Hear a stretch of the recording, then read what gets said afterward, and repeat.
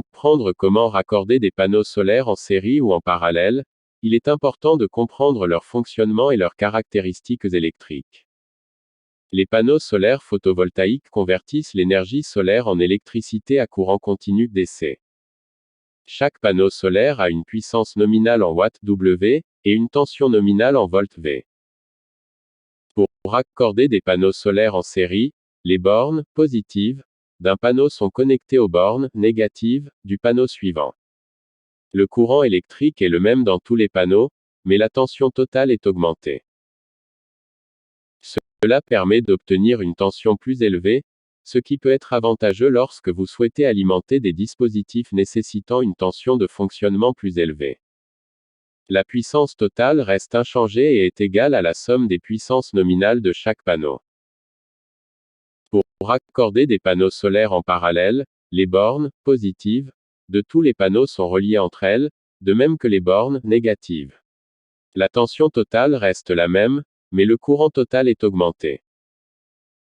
Cela permet d'obtenir un courant plus élevé, ce qui peut être avantageux lorsque vous souhaitez alimenter des dispositifs nécessitant une intensité de courant plus élevée.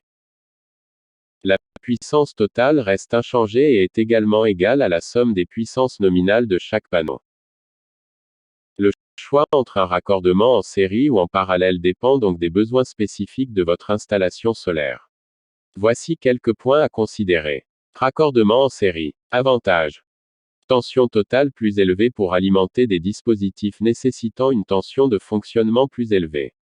Inconvénients. Si un panneau est partiellement ombragé ou défaillant, cela peut affecter la production de l'ensemble du système solaire.